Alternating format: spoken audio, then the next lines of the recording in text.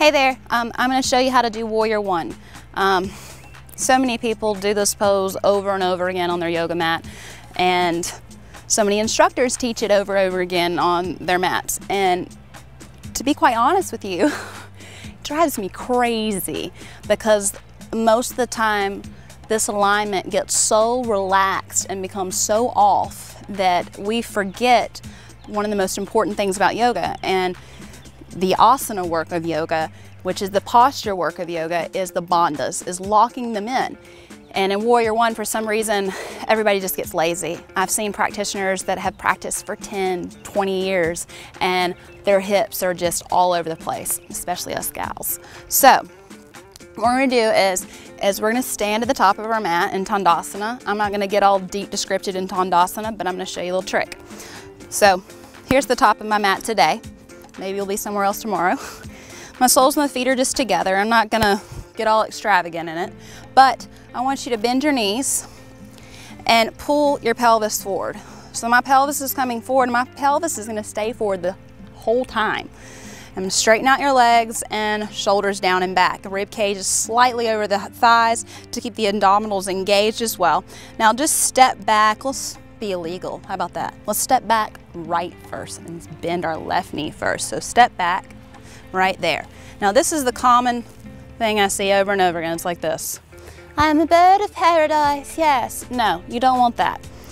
You want this right hip coming forward in line with that left hip. So it's not off like having a cup of tea after Shiva got all mad and became Warrior One, Virabhadrasana One. So what you want to do is make sure that when you step forward, this line is still there. So I'm gonna just step back again, and then I'm gonna pull this left hip back and pull this right hip forward and take a half a step back. Now, another thing is we've been told to bend our knee.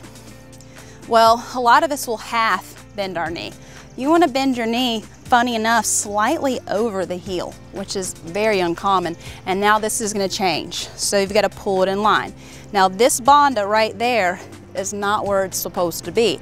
So you want to take a deep inhale and then put your mind's eye into your hips, and then as you exhale, squeeze and roll this right hip abductor towards the left hip abductor and pull it in and up. Now from here you don't want to be all like this, like I'm here, I'm a warrior. You want to pull this line of your diaphragm towards your thoracic spine back, shoulders stack over hips. This back leg is really active. There's not a lot of weight on my front leg.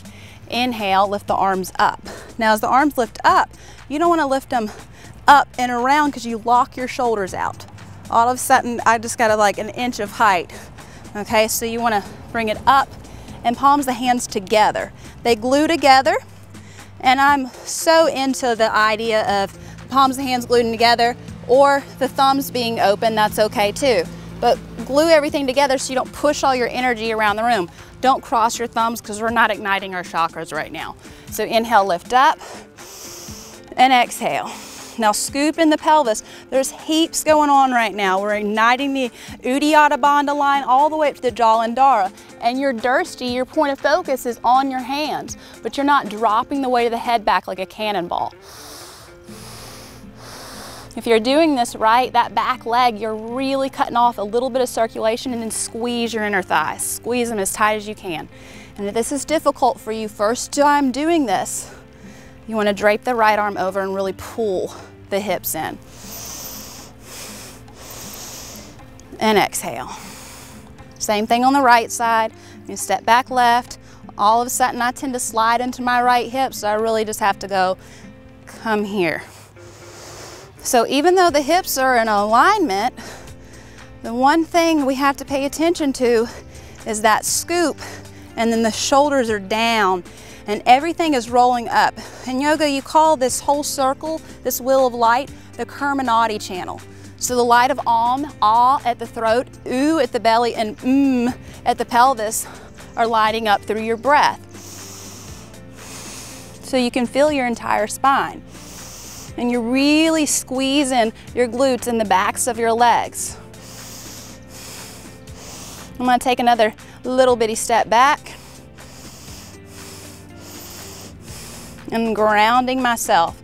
I'm not leaning forward, I'm not leaning back. My pelvis is pulled up and in.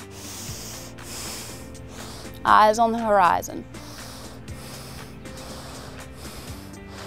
You might start to shake like I am right now, because if you hold this position correctly, it's actually quite difficult.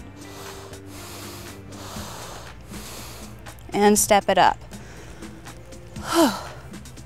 Yes, it's a lot of work. Why do you think that Shiva got mad and went into battle and came back as a warrior? Okay, you'll burn up a little bit. Try that a couple of times. Do some sun salutations, and if you don't know where those are, then you need to click somewhere and figure it out. You know who I am. And you will know that when you do it correctly, you might not be able to do as many sun salutations as you've been doing it, because you'll really feel the heat. And that's the reason why you'll start to love downward facing dog. Namaste.